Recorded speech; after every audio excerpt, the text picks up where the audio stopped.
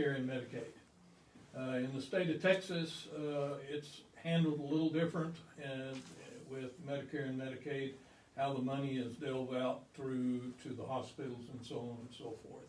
And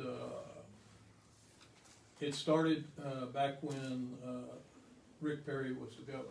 And so they've handled Medicaid, is that correct? And then it's handed down to the hospitals. And I don't believe the hospitals are getting the full amount as to what they would be getting if they were getting direct Medicaid payments through the federal government. I don't know where Texas is spending that money, but that's just a question. The other thing is there was a program that was brought in, the 1115 waiver program. And we're on a short string on the 1115 waiver program because it's gonna go away, I believe, September the 30th, as my last information. Is that correct to you guys? As far as I know, too. So unless they've come up with another program to take the place of the 1115 waiver program, nobody knows what's gonna happen to Medicare and Medicaid in the state of Texas. And so the concern for rural communities and frontier communities, and we have a lot of frontier communities in the state of Texas, that's going to affect healthcare because we have a county hospital here in Pecos County, and we've had a county hospital since I think it was opened in 1948. So without Medicare and Medicaid to supplement our hospital would be closed. And we have a little over 8,000 people living in Fort Stockton, probably in the ETJ of about 5 miles. We've probably got about 12,000, 13,000 people that live here. So that would be devastating to us. And the main reason I agreed to have this meeting is I'm gonna have the opportunity to have your ear for a little while. I'll never get the governor's ear from Fort Stockton. And so if you're fortunate enough to be our next governor, you've already heard our story. And I would like for you to represent the people in rural communities. Because without Medicare and Medicaid, I know that most hospitals would be closed. That's why I'm here. I want to make sure I understand what this means to you and the people that you represent and serve. And you've made the case that hospital, and I think your ability to attract and retain healthcare providers depends on Medicaid and Medicare. I've got to also think that the property taxpayers in Pecos, if you didn't have Medicaid and Medicare, would have to pick up the uncompensated care costs and make it even harder for them to pay local property taxes. So it seems fundamental to your success to have these programs working. One of the things I've heard from some of the rural hospital administrators is that, you know, we've lost, I think in the last 10 years, maybe 24 rural hospitals in the state of Texas because of some of these challenges.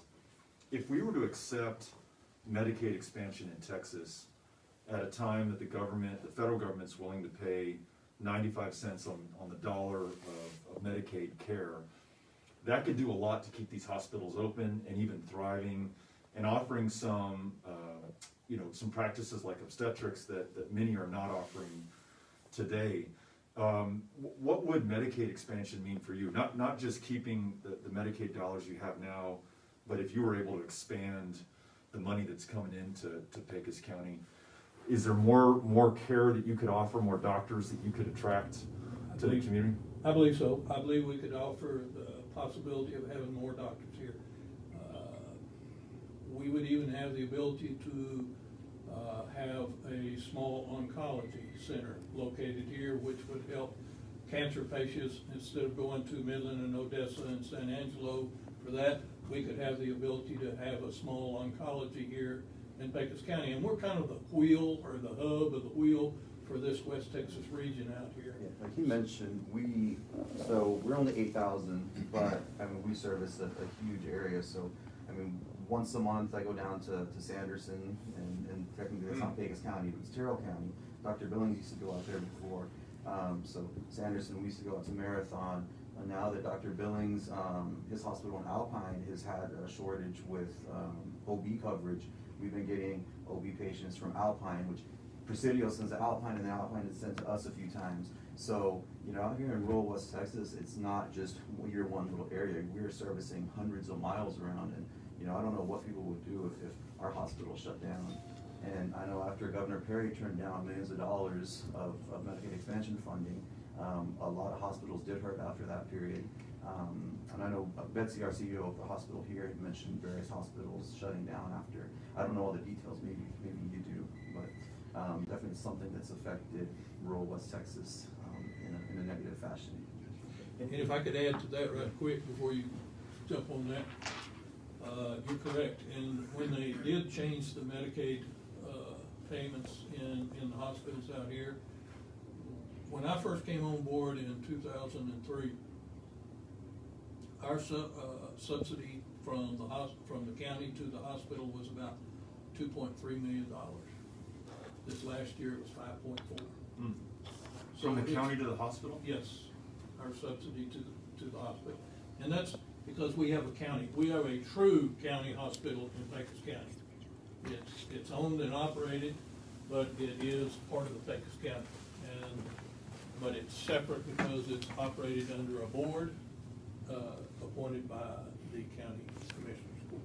So we do have a hospital in full county. And is that $3 million increase that you just talked about, is that because of the shortfall in Medicaid, Medicare spending? Nathan Hewer, did you need to? No. No. I'm sorry. That $3 million increase did the county have to spend that much more because of the shortfall in Medicaid, Medicare? Well, I can't pinpoint that exactly, but ever since that's happened under the governorship of Rick Perry, our subsidy has just continued to grow year in and year out. Mm. Now, I'm sure part of that is due to that. Okay, I need to make one disclaimer. So I am officially here as just my own personal physician. I am not a representative of Pecos County Memorial Hospital. So I know that was an issue with our hospital CEO who's not here because of the hospital board. Just wanted to make that clear. Correct. That makes sense and duly noted. And we really are interested in your personal capacity, what you've experienced, what you've seen here. Now, Dr. Velasquez, you grew up in Pecos County. I grew up in Fort Stockton. You grew up here in Fort Stockton. Yes, sir. And when I met you, it was actually one of the best stories I've ever heard, and I've told it probably a million times. When I met you and the judge, you answered one of the burning questions that we have, not just here, but in my hometown of El Paso. And my wife and I are raising 3 young kids, the oldest of whom is about to turn 15. And the question on our mind is, how do we get him, if he leaves town, to come back to El Paso, to choose to stay here? And whatever he's going to do, make sure he does it in the community that's fostered his growth and educated him and been there for him. And the story you told me was that the judge and the commissioner's court here, working in partnership with the state of Texas, helped pay for your education. Tell me a little bit about that program, because I want to make sure I have the facts right, because my understanding is it doesn't exist anymore. And if we want to get that program back, I want to make sure I understand how it works and what it did for you and for the community of Fort Stockton and the county of Pecos. Yeah, so it was actually a program through the Office of Rural Community Affairs, which is a state program. I think it was the Texas Outstanding Rural Scholar Recognition Program. And I actually heard about it from another Fort Stockton native, Dr. Peter Valenzuela, who had done the same program probably about 7 to 8 years before I was going through. And so he informed me about it. Essentially, you get a sponsoring community who will agree to pay for half of the medical school, and then the state of Texas will cover the other half. And Judge Schuster was actually really fundamental in helping to get this going with me. Because, but instead of just being the county or just the city, they actually partnered together. And so I remember, because I was, a year or two out of college, and meeting with Judge Schuster and then one of the city officials. I don't remember who was the city manager at that time. I can't remember either. Yeah, and then the CEO of the hospital. So we all met together and talked about, I was from here, I wanted to come back here and practice rural family medicine. And so we met, and they said, let's do this. And next thing we know, it was, I still had to apply and everything, but then once it was accepted, you know, they paid for half and then the state paid the other half. I mean, without that program, I don't think I would have been able to go to medical school, you know, just trying to deal with work and med school. I mean, it's such a big time commitment that it's really hard to just do it outright with any type of extra help, so. And what were the terms of the deal? If I remember correctly, you had to commit Yes. to coming back to Pecos and Fort Stockton and practicing medicine here. Yes, yeah. For how long? So it was a 1-for-1, so every year that they paid for was a year, back here in Fort Stockton. And so I was obligated for 4 years, but that's the thing, you know, if you can, especially for small towns like this, you know, I'm from here, so it's a high likelihood I'm gonna stay here. But even for other people, you know, once you can draw them in and they can see what it's like to live in a town like this and, you know, practice medicine and see people that you treat in clinic, and then you see them out at the store, out at restaurants, you know, you build that bond with people. And, you know, just trying to get, not only draw people out here, but then also retaining them. And so I could have left, so actually September 10th was my 9-year anniversary since I've been back in Fort Stockton. That's awesome. So I committed my 4 years, and then I've already been here an extra 5 years. But, you know, my parents are from here, my wife's parents are from here, so, you know, I plan to stay here. But, you know, that program was great for helping me to go to medical school, and then, you know, I've been back out here. And, you know, this program is great to try to get people to practice rural medicine. Without that program, you know, there's a couple of national programs, but, you know, they can end up going, you know, out of state, and we really need them here in rural West Texas, or rural Texas in general. And, oh, go ahead. Did you rotate out here as a medical student? Actually, as a medical student, well, and I did in college just as like an internship, but not during medical school. But I did come out with you in residency. Right. Yeah. And I think, you know, that's the key. I think it's enabling rural kids from rural communities that don't have the same public educational system that kids in Plano do, or, you know, more wealthy suburban and urban districts have that opportunity. But it's people like Auden and people like me from Del Rio, that grow up with different life experiences, being part of the community and being vested in the community, and going to school with the new immigrant to the attorney's kids, where you learn these life skills that really help you want to come back and have as your mission serving either your home community as Auden, or me 210 miles away from my home community. It's those kids that we have to enable to go to school with funding programs like Auden and Judge Schuster were talking about, as well as the Physician Education Loan Repayment Program. That's the Texas program that pays for physicians to go to medical school, whose funding, since COVID started, new awards have been, that money has been put into COVID response. So there have been no new awards for the Texas Physician Education Loan Repayment Program since COVID started. I hadn't heard of that one before. And we have to enable the National Health Service Corps, which is a federal program, which is what I did to go to medical school. But we also have to, and this is something that the communities of Alpine and Presidio and Fort Stockton do really well, we have to open our hospitals and our clinics to medical students, to nursing students, and we've got to get these kids that go off and get accepted to these healthcare training institutions, we've got them to get coming back home to do their rotations, to come back to do their residency. Alpine and Fort Stockton both have a rural training track for family medicine physicians to do their final 2 years of training. And it's about enabling these kids to go to school, these rural kids, and maybe we waive their MCAT, maybe we blind the admissions committee to their GPS, and we just look at their life experiences. And we choose kids from Presidio, who has not had a full-time physician in that community of 7,000 for the past 15 years that I've been practicing. So they go to Alpine if they need to see a physician, or where do they go in So Presidio? my 5 partners and I, we each travel down 1 day a week, 180-mile round trip down to Presidio so that there's a physician there. Wow. Those 5 days a week. But you know, that's not just. I mean, they need their own community physician to be their own community leader, to be available after hours, to be available on the weekends, but really to lead and serve that community. And so it's about enabling these rural kids that grow up in these public school systems. If we can get them into these training programs, then they're more likely to stay 9 years or 15 years in a community. You know, and the thing that I want to highlight about Alpine right now, that July 5th, that Dr. Velasquez highlighted, July 5th, we got a call from our chief nursing officer at our hospital, critical access, corporately owned hospital, very little local control, that we were closing our labor and delivery unit. The only labor and delivery unit for a 12,000 square mile area. Some of our women come from Candelaria, 150-mile one-way drive to get to Alpine.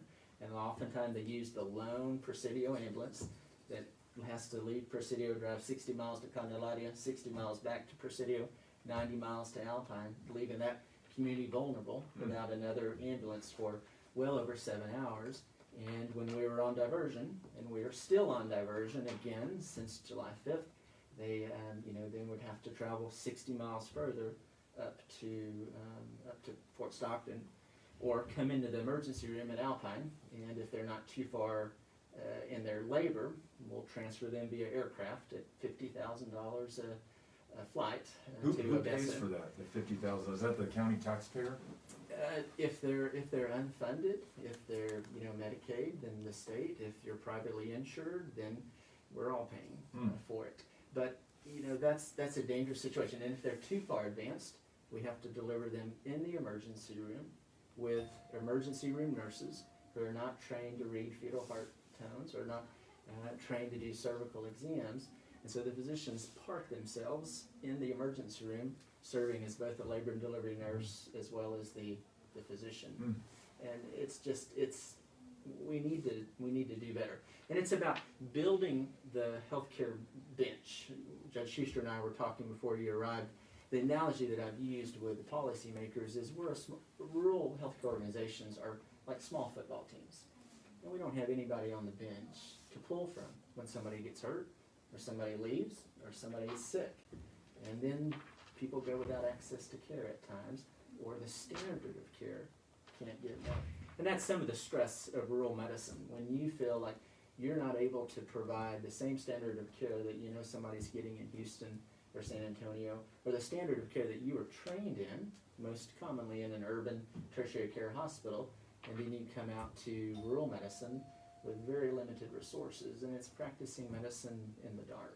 And I feel like COVID has exacerbated that, because, so one, rural healthcare was already, like you said, we didn't have bench players to draw from. And then you add COVID into the mix, and that just compounded everything. Like you said, they went on diversion July 5th, so we started taking some of their OB patients. And around that time is when Fort Stockton in August got hit really hard with COVID. And our small little hospital that has 3 halls, we filled up our COVID hall. Then we created a second COVID hall, filled that up. Then that was filled. I had 1 hall left, which I had 3 OBs and babies in there, and I was like, I'm not going to put any COVID patients with an OB hall. And so then we made some partitions, made a few extra rooms. Within a few hours, those were filled up. We couldn't transfer anywhere in the state. We transferred some patients to Arkansas, some to New Mexico, and there was just some point where we couldn't transfer. So we essentially were running an ICU in little old Pecos County Memorial Hospital in Fort Stockton. And like you said, at some point, you don't have the resources. We were short on the CPAP machines, ventilators, airvos. We didn't have all the resources we needed, but we had to do it out of necessity. But essentially for a lot of the nurses, they felt like they were practicing out of the scope of their practice. And that's always kind of been, okay, this might be a possibility. And then with COVID, it became the possibility. And so it was difficult, so eventually we ended up going on diversion to Alpine. We said, you know what, we did it for about, I think, almost a month, and it got to the point where we couldn't take any more patients. We had to just, unfortunately, focus on, Pecos County. And actually, it was a hard conversation I had with Judge Schuster. I was on call the week where it got really bad, and so I guess I started med school in 2014. So in 17 years of being in medicine, there was a week in August, where it was the first time in my career that I actually wanted to quit. I had some patients die. I had to tell an 18-year-old kid that his 52-year-old father had died, previously healthy person, and I just felt like I couldn't do anything. These patients were sick, and they needed care that we couldn't provide here. And even ones that we were able to get transferred out, a week later, they died in, one Laredo, one in like Houston. So it just got to the point where I just felt like no matter what I did, it wasn't gonna help. So it was difficult. And I'll say ditto. That has been my experience as well. And in fact, in the Big Bend area, again, this 12,000 square mile area that serves 25,000 patients, we have lost since February of 2021, not 2020, since February 2021, 6 physicians have left the Big Bend and 4 advanced practice clinicians. 10 providers represents over 50% of our healthcare workforce down in the Big Bend. Total. The stress, everything that Dr. Velasquez just said. They went through what you went through, and that same question you had of, can I continue to do this? You said, ultimately, yes, I'm gonna continue to do this. They said, I can't do this anymore, and I've gotta go. And have they been replaced? No. Okay. And the difference is, none of those that left, all but one, were locals. All but one were locals. And I think that the people that are grown in this community and come here as a domestic missionary, which is what I'll do in any provider, whether you be a nurse or whether you be a physician or whether you be an administrator, you're there as a domestic missionary and you have this calling. If not me, then then who? And I think that's what's kept those of us here that are still standing. But it's like running a marathon and a sprint the whole time. 21 months has felt like running a sprint marathon. And we need more people on the bench. We need to fill that bench. And the way to do it is to create an academically funded medical school like Texas Tech. This is Texas Center for Rural Health Education that's multidisciplinary and gets kids from Fort Stockton, from Presidio, from Alpine, from whatever small community that has a need. And we get them into nursing school, to social worker school, to behavioral health training institutions. And we help them and we enable them to be successful.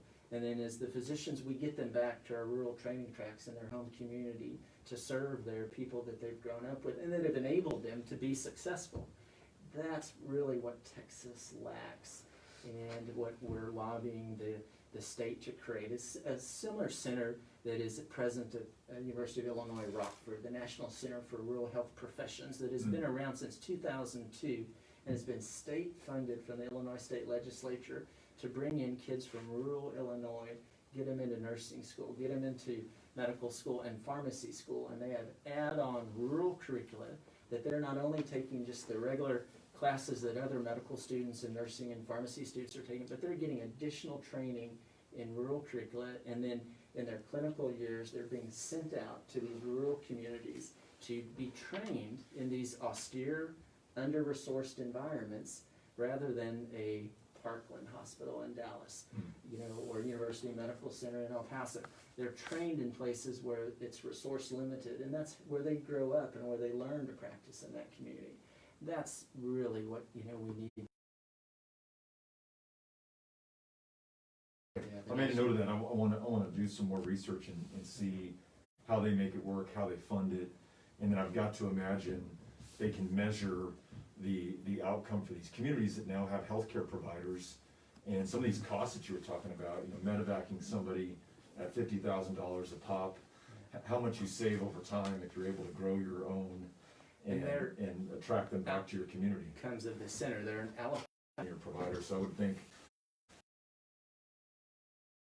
is probably top of the list. Tell me more about what we could do with more.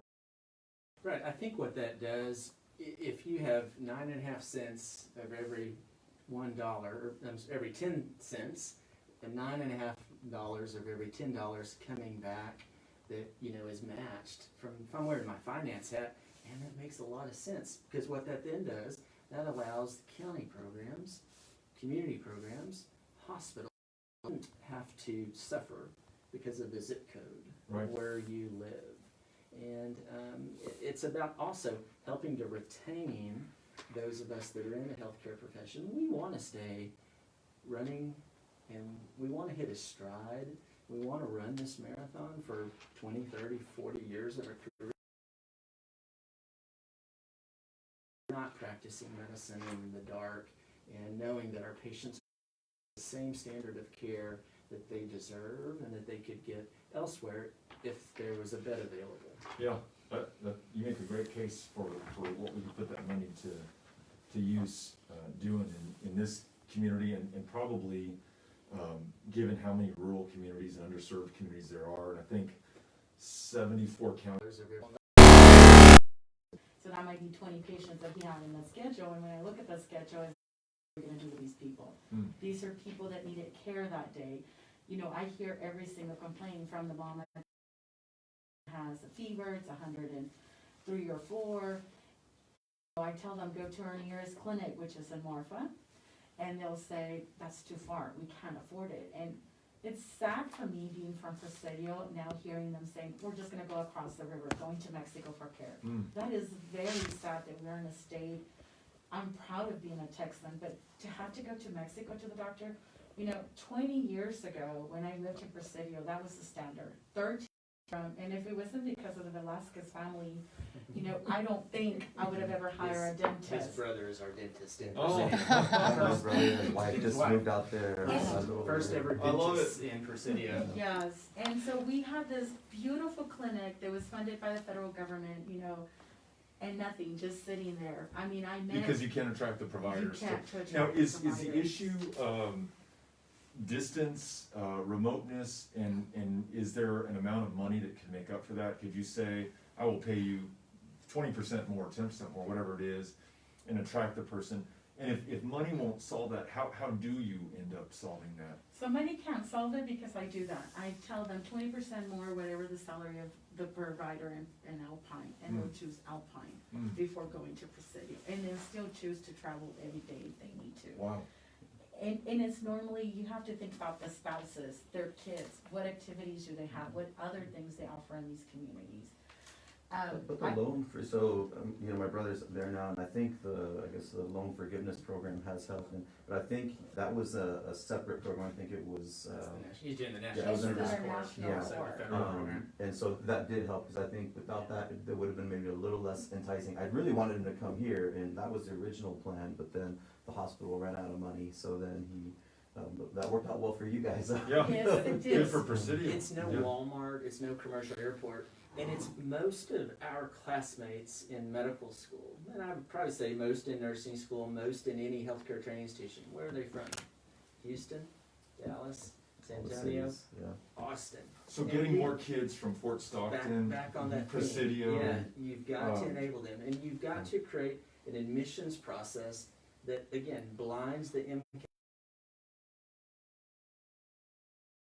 These communities like Presidio that hasn't had a physician, and you find rising middle school students, a rising valedictorian in high school, and you get them into Texas Tech or UTMB, one of the publicly funded academic healthcare training institutions, and then you bring them back in their training, and then you support them with their residency as far as physicians or dentists, and then you have Any foods that were Hispanic oriented, there's nothing. You know, his language is Spanish, you know, it is very hard. Is this kid gonna be successful? He was valedictorian in our school, is he gonna be successful over there? The chances is gonna be very remote. Why? Because it's not his culture. It's not, you know, there are people from everywhere, but I asked him, is there any other, again, Hispanics? And one mom, she's Canadian, half Hispanic, and I'm like, okay, that's something. What I'm saying is they need to be here in Texas, where Yeah. they can relate, where they can find their food, where they can, while going through this medical school, it's tough enough. Now they don't have a support, and, you know, Presidio, the whole community is mostly Hispanic, so that's what my son was raised with. So it is tough, and I think what they're telling you here on this table is we need programs there in a community that they can come back to our community. community-based, that's right. Yeah. And this Illinois program incentivizes kids from rural areas and gives them extra points for admission. Or if in their personal statement, they say, I wanna serve a rural community when I finish my nursing school or my medical school, they get additional points for admission, so they get priority for admission. And again, they also blind the MCAS and their GPAs, and they look really at the whole person of their life experiences that they've lived and the communities that they're coming from and how underserved these communities are. And Texas, just by and large, does not incentivize these rural kids to get into these programs, and that's really got to change. That's the long-term solution. You know, the short-term, I don't know what the short-term solution is. It's expanding Medicaid so that we can For sure. get more federal funds. And then local money can be used for other resources. Survival. Survival, yeah. That's what we're looking for right now, is survival. When we started the program back in the 90s, Peter Valenzuela was the first one. You were the second one. Then we helped Rochelle out. And we've helped a couple of other, not just radiologists or there was one other one that we helped. And they would pay back whatever. If it took 2 years, they paid back 2 years, worked here for 2 years, and then if they chose to go somewhere, they could go somewhere, and that's happened. We've had a doctor that made that he was here, he had 5 years, and he stayed here 7 years, and he left, and so that's part of it. And he was one of our homegrown. But it was a different situation. His deal was, his wife was not from here. She was from a big city, she wanted to be in the big city, am I right? Yeah, that is another big thing about retention, Yeah. the spouse. So, and we have Midland College here, which is a junior college, and they have, what's it called? Nursing Dual credit. And so now then dual credit is open to all the way down to freshmen in high school. So they can come out of Fort Stockton High School with nearly 60 hours if they want to, if they have that kind of drive. And every year I get because I started a Scholars Dollars program for those kids that are doing the dual credit.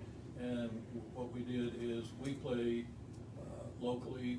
It's a volunteer deal, and we raise enough money to pay 75% of their tuition to Midland College. The other 25% is on them. And the reason we did it that way was so that that child would have a little bit of skin in the game. He didn't just walk away from a college class, because now he's got his own money in it. And actually it's worked. I think we've only had 2 kids that have ever walked away in the last 15 years. So that's pretty good. But my story to when we hand out at the end of the year, each curriculum year, we hand out certificates to those kids that have gone through, acknowledging how many class hours they have, and so on and so forth. And those that are up in the high 60s, you'd be surprised. I've had several kids that have told me that they want to go to med school. I mean, they were going to A&M, they were going to Texas Tech, they were going to other colleges. And so out of that, we've had a few that have called and talked to us about it. But since they did away with the Texas Rural Healthcare subsidy part, now, if we have to do that, we have to come up with the money on our own. Well, it's pretty hard to use tax dollars on something like that, local tax dollars. Although I'd like to, because if we could get local kids to go and get degrees in medicine and come back here, we would have a never-ending source of doctors. And it's not even that, it's just every community has a problem getting lawyers to come back out of law school to their home communities, and so on and so forth. You mentioned just a while ago, how about your kids? That's Do right. you want your kids to try to come back to El Paso? Well, we do too. But if our hands are tied and the resources are not there to be able to bring those kids and entice them to come back to our own local communities and grow the rural communities like that, then we're gonna continue that downward trend. And so if the state through their Texas Rural Healthcare can go back and relook at that and revisit that, it would open a lot of doors, not just for Pecos County, it would open a lot of doors for a lot of counties and schools and communities in the state of Texas to be able to have those kids more apt to come home. And it's clear that you get that and you're driven by that. Is that ever a tough sell for you with your commissioners or with your constituents? When you say, hey, we're gonna have to pony up some amount, even the 75% for these dual credit students, do you ever get any pushback, or do the people in Fort Stockton and Pecos County understand the value that they're getting by investing in these students? Okay, well, let me go to Midland College there. that money is raised through private donations, and that's what we pay the 75% out of, is private donation. Has nothing to do with Pecos County or the city of Fort Stockton. So that's the business community, private citizens Exactly. stepping up, that's great. They're putting that money in there so that our kids can have the opportunity to basically get a leg up on education while they're still in high school. When they walk out of Fort Stockton High School, they can have as many as 60 hours. That means they're a junior in college. And they did it at home, eating mama and daddy's cooking and stuff, and didn't have to pay for a dorm room. So that's why we have that program here in our community college. That's great. And it works great. Yeah, that's a success story right there. And so a lot of these kids, not only do they enter college as a junior, but they've already satisfied the associate's degree requirement for a junior college. Right. That's wonderful. One other question on this. Are you seeing these young people, for example, who've gone to Midland and then go on to do something else, are you seeing them come back, or are you seeing them stay in this community? That seems to be such a challenge in our community in El Paso, and it sounds like maybe one here. Are those investments working in getting folks to move back here or to stay here? In some respect, we're seeing a few kids that come back. I was kind of surprised. I played in a golf tournament here back in September, and I was around some of the younger guys that were in their 20s and had jobs over in Odessa and Midland, and some of them in their 30s now. And actually, we were sitting there talking, and several of them had mentioned the fact they're trying to find a way back to Fort Stockton. It's gotta make you feel good. Oh, yeah. Yeah. And enrollment at Fort Stockton High School level, going up, declining? I think it's somewhat level right now. That's good. It's not declining right now. But overall, all of this takes a community effort. And we can't do it alone. We have to have those resources from the state through like this Texas Rural Health Association, and we need that back in order to make something like that work in our health. There's a quote Let's from get that Dr. done. Paul Farmer, who founded Partners in Health, that Judge Schuster made me think of. Our most significant accomplishments in life will be done in partnership as a team. Our rural communities don't have all the resources, we don't have all the knowledge that our communities and our patients and we need as a county judge or as physicians. And it's only through partnering with the state, through their healthcare training institutions, and the federal government to accept Medicaid dollars, that, we really need to be working in partnership and collaboration for the betterment of our rural communities and our most vulnerable in society.